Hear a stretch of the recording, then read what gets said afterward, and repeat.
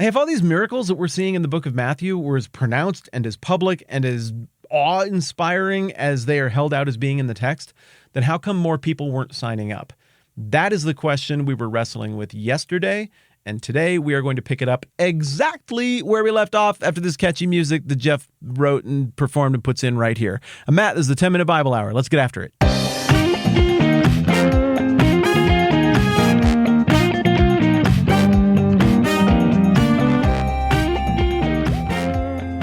A minute ago, I was saying that this question of how come not everybody is signing up in response to this amazing stuff of Jesus was pregnant in Matthew 12. And then we jumped forward to Matthew 13 and we got that parable of the sower. And it's like, oh, he's speaking to that. But it's so pregnant that we can also bounce back one chapter and see that Jesus is addressing it there as well in a little different way. Remember Matthew 11:25, right before we get into these Sabbath controversies we're looking at now in Matthew 12. At that time, Jesus said, I praise you, Father, Lord of heaven and earth, because you've hidden these things from the wise and learned and revealed them to little children. Yes, Father, for this was your good pleasure. And so this means that we're getting what looks like, on the surface at least, a twofold answer from Jesus, from the text, as to why not everybody is signing up. One, because they're just not picking it. They see it, and these other factors come in that we'll explore more when we get to Matthew 13 and we actually look at the parable of the sower. But then additionally, you have the sovereign, eternal, all-knowing, all-powerful providence God component, where based on that language we just looked at from Matthew 11:25 and 26, it is God who opens the eyes and shuts the eyes. It's God who reveals and withholds. And if you have questions about that or find it troubling, I think that's very reasonable, and I would encourage you to go back and listen to the episode where we broke down Matthew 11:25 and 26, because obviously we had that question too, and we broke it down. So if you're not caught up, go and catch that. But in summary then, you've got this really fair, really natural question. Miraculous things are happening. Why aren't people signing up? And then you're getting this two-part answer that is anticipated by the text, because people are how people are, and because God is how God is. Now, there's a whole bunch of other things that you and I could kick around in terms of people are how people are. You got the sunk cost fallacy, which we'll be unpacking a lot more through the rest of the book of Matthew. But this is the one where once you've put some energy and reputation and resources into a thing, you will tend to chase that investment, even when the investment goes sour, or even when a different investment looks good. And so maybe what you got here is some very deep-seated sunk cost fallacy on the part of people who actually witnessed these miracles firsthand, but they're so invested in this other version of following God that it just doesn't matter. I mean, somebody could be raised from the dead. They just can't go along with it. They are all in on this other thing. On the human side, I suppose you've got the devil you know mentality where you're like, well, you know, some of what goes on with our little religious shenanigans here, it's pretty shifty, and I'm not crazy about all of it, but I know the ground rules, and I know how to make a little bit of lemonade out of these lemons, and so I don't want a whole new set of ground rules. I might end up in a worse place in the pecking order. Even though those miracles and stuff that I'm hearing rumors about sound really, really cool, I'm going to go with the devil I know instead of this new thing that brings unpredictable variables into an equation I'm pretty comfortable with. And additionally, when we try to figure out why these people saw these miracles and didn't sign up to follow Jesus, and we consider their humanity and the foibles of being a human, we might just think about sophistication. This is a pretty sophisticated time in history with a relatively high literacy rate in this part of the world at this time compared to most of history. But, you know, it didn't have electronic communication and it didn't have access to all of the details. Maybe they couldn't point phones or cameras on these things. So maybe some of this was that the secondhand audience, some were a little more skeptical, some were more eager to believe, and that just shook out in the same way that you get the kind of Scully and Mulder dynamic in the X-Files, where some people are oriented toward belief and some people are oriented toward skepticism.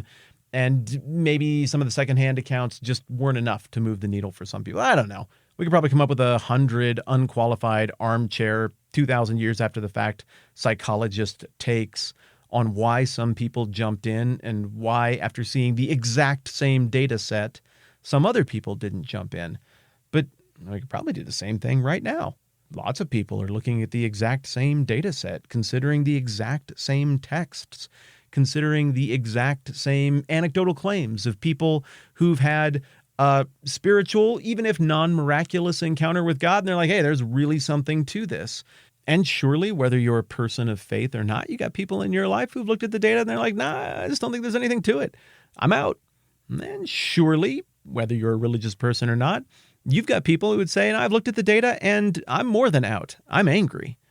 Maybe you are that person. If so, thanks for hanging out, by the way. It's cool that you can see past us reading the data a little bit differently, because you've also got, whether you're religious or not, people in your life like me who've read the data and are like, okay, I still have questions, but this sufficiently passes my threshold of belief, and I'm going to run down this road. I'm in. I want to pick at it, and I want to try to understand it better, and I want to try to grasp the reality and character and actions and motivations of the God who's behind this whole thing, but I'm in. And I think when we try to process through that question of how people today could look at the same data and come to different conclusions about God and Jesus and the whole thing, we have to look at and consider the same answers that we have to look at and consider when we wonder why not everybody signed up 2,000 years ago. Real simply, because people are people. We're limited. We've got all these things going on in our heads. We've got all these little systems and equations and narratives that we're running, and that will cause us to sometimes look at the same data and come to different conclusions. But also, whether we're talking about back then or now, we have to remember that there is a God character in this religion and behind these claims. And that God character is going to be God and do God things, which includes providence, even over possibly who sees it and who doesn't, though that may be a difficult thing for us to really understand and wrestle through. Bottom line, it is the Bible, not my skepticism, that presents to us the question, why are some people seeing all of this miraculous, amazing Jesus stuff and not believing? It is also the Bible, not my creativity, that gives us this very biblical, very from the mouth of Jesus himself, twofold answer to that question, which again is because people are people and they're going to do people things, and because God is God and he's going to do God things. So you're a smart, sophisticated, podcast, internet-wise person. You are paying attention to what we're doing here, and you can tell that sometimes we do things that are very episodic. We get to a little anecdote in the text and we're like, this happened, this happened, this happened. Here are the questions, boom, and we're on to the next thing. You can also tell that at times I try to really slow us down because we're dealing with something that isn't episodic. We're dealing with something that advances the plot, something that we really want to have thought through carefully so that we have this tool, this set of interpretive lenses for everything else that comes up down the road. This is the latter. We needed to wrestle this thing through together because that question is going to keep presenting itself to you and me, to the original audience, to the disciples who were there in the first place. Tomorrow, we're getting back to something more episodic and really fun. We are going to look at a handful of historical accounts about the relationship between the Jews and the Sabbath day that would have affected how passionate the original audience and the religious leaders were about that topic. And these episodes historically that we're going to look at involve bloodshed and war. Very interesting material. Thanks for taking a couple of days to game this out with me. I like your brain. I like your sense of humor. I like your style. Thanks for doing this with me. I'm Matt. This is the 10-Minute Bible Hour podcast. Let's do it again soon.